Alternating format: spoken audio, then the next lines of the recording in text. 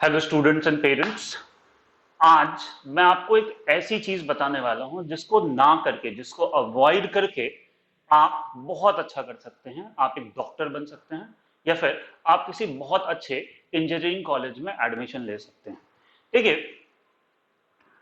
वो कौन सी चीजें हैं जो डिटरमाइन करते हैं कि हमारा सिलेक्शन होगा या नहीं होगा। तो मुझसे अगर आप पूछेंगे तो वो एक सिंगल इंपॉर्टेंट फैक्टर है जो मैं आज आपके साथ डिस्कस कर रहा हूं। तो अगर आप या आपके बच्चे नीट की तैयारी कर रहे हैं या आईआईटी की तैयारी कर रहे हैं तो आप इस वीडियो को उनके साथ शेयर कीजिए, अपने दोस्तों के साथ शेयर कीजिए, उनको ये बताइए कि सौरभ सर ऐसा कह रहे हैं। जो लोग मुझे नहीं जानते हैं उनको मैं बता दूं कि मेरा नाम है सौरभ श्रीवास्तव और मैं लास्ट 10 ईयर से फिजिक्स पढ़ा रहा हूं और इंडिया के टॉप मोस्ट इंस्टीट्यूट्स में मैंने काम किया है। मैं 10 साल का एक्सपीरियंस हो गया मेरा, जिसमें से 6 साल मैंने आकाश में काम किया। उसके बाद से मैं एलन करियर इंस्टीट्यूट कोटा से एसोसिएटेड हूँ। और चलिए तो हम इस वीडियो को स्टार्ट करते हैं।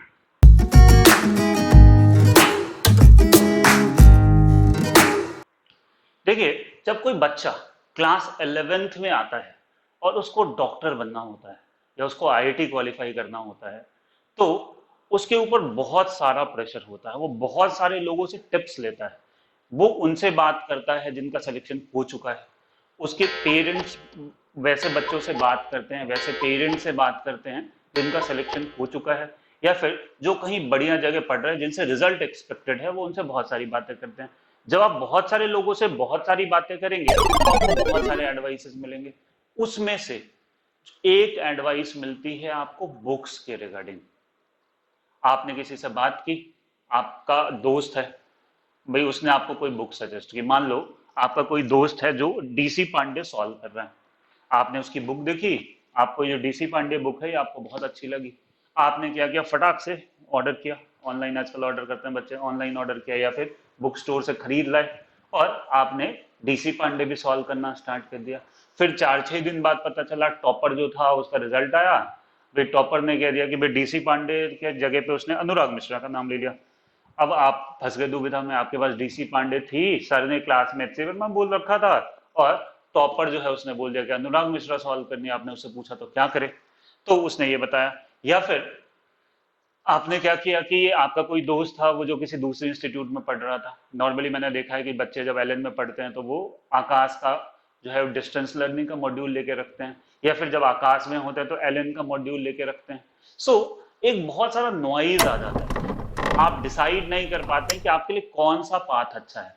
जब आप एचसी वर्मा सॉल्व करने लगते हैं तो आपको डीसी पांडे लगता है कि अच्छा होगा, डीसी पांडे सॉल्व करते हैं तो अनुराग मिश्रा की याद आती है, और इन सबको वो करते हैं तो पता चलता है कि आपका रिजो का मॉड्यूल छूटा जा रहा है। देखिए, सबसे पहली बात, कोई भी बुक जो है वो सफिशियंट है, आप इस चीज को समझिए। जैसे अगर मैं बात करूं अनुराग मिश्रा इस बुक की, this book is a very very good book. बहुत अच्छे से, बहुत मेहनत से इस बुक को लिखा गया है। इस बुक में वो सारे कॉन्सेप्ट्स हैं जो आपको जेई के लिए चाहिए। बुक जेई के, इसलिए मैं जेई की बात कर रहा हूँ। जेई पास करने के लिए, जेई मेंस और जेई एडवांस क्वालिफाई करने के लिए जितने कॉन्सेप्ट चाहिए उसमें 95% जो है वो इसके अंदर हैं। बाकी बाकी 5% इसके अंदर है। अच्छा, अगर आप तो फिर क्या ये बुक जो है वो परफेक्ट है? क्या इसमें 100% कॉन्सेप्ट हैं?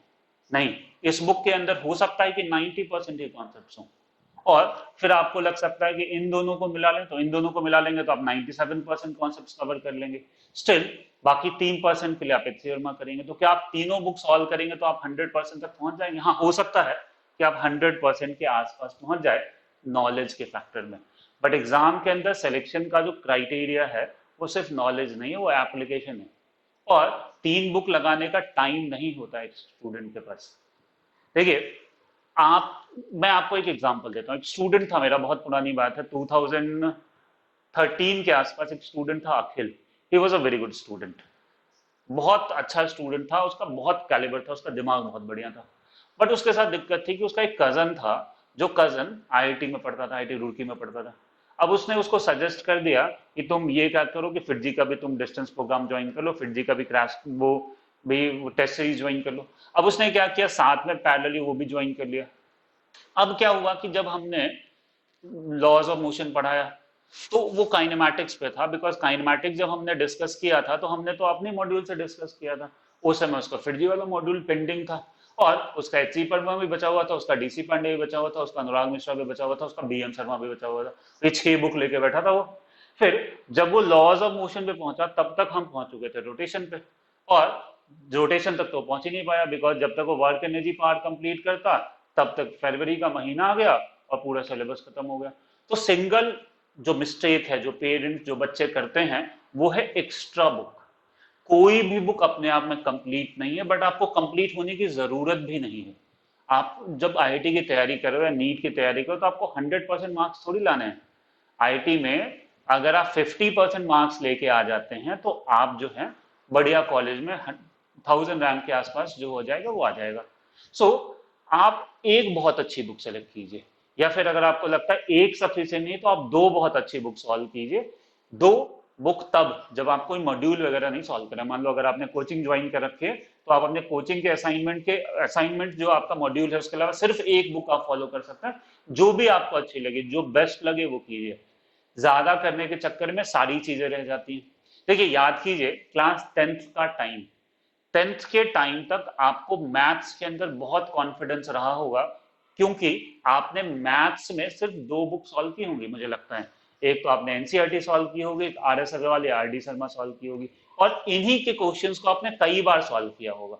सो एग्जैक्टली यही चीज आपको यहां भी करनी है। आपको यहां कुछ नया नहीं करना है, आपको करना यह है कि आप अपना मॉड्यूल उठाइए, उसको 2 बार सॉल्व कीजिए, उसको 3 बार सॉल्व कीजिए, उसके अलावा एक रेफरेंस बुक उठाइए जिसको भी आप 1-2 बार सॉल्व कीजिए। जब आप रिवाइज करेंगे, रिवीजन के वक्त भी आपको यही सॉल्व करना है। ऐसा नहीं कि आपने कुछ नया उठाया तब उससे रिवाइज कर रहे हैं। ऐसा करने से बार बार करने से क्या होगा, जो कॉन्सेप्ट है वो क्लियर हो जाएंगे।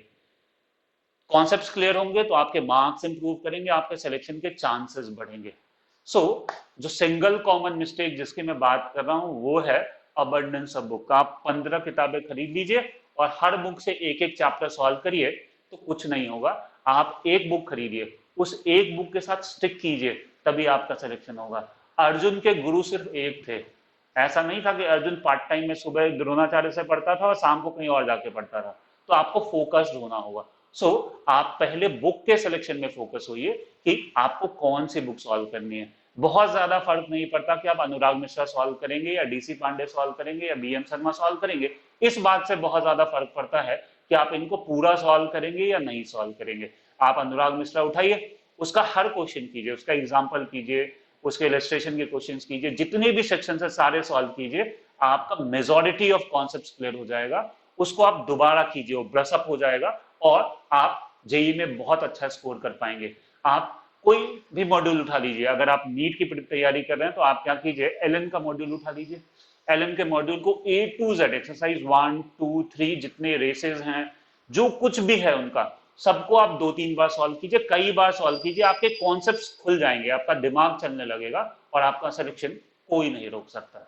तो बस मैं आपको यही बताना चाहता हूं कि ये मिस्टेक मत कीजिए। अगर आप ये नहीं करेंगे आपके चांसेस ऑफ सिलेक्शन 50% टू 60% से बढ़ जाएंगे।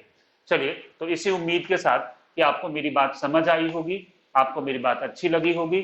तो अगर आपको अच्छा लगा मेरा कंटेंट, मैं आपको जो बता रहा हूं वो समझ आ रहा है, तो अपने दोस्तों के साथ शेयर कीजिए, मेरी वीडियो को लाइक कीजिए, इस चैनल को सब्सक्राइब कीजिए, और मैं आपको रेगुलर बेसिस पे बहुत बढ़िया टिप्स एंड ट्रिक्स बताऊंगा, बहुत बढ़िया स्ट्रैटेजी बताऊंगा, जिसको फॉलो करके आप अपनी सक्सेस को अचीव कर सकते हैं।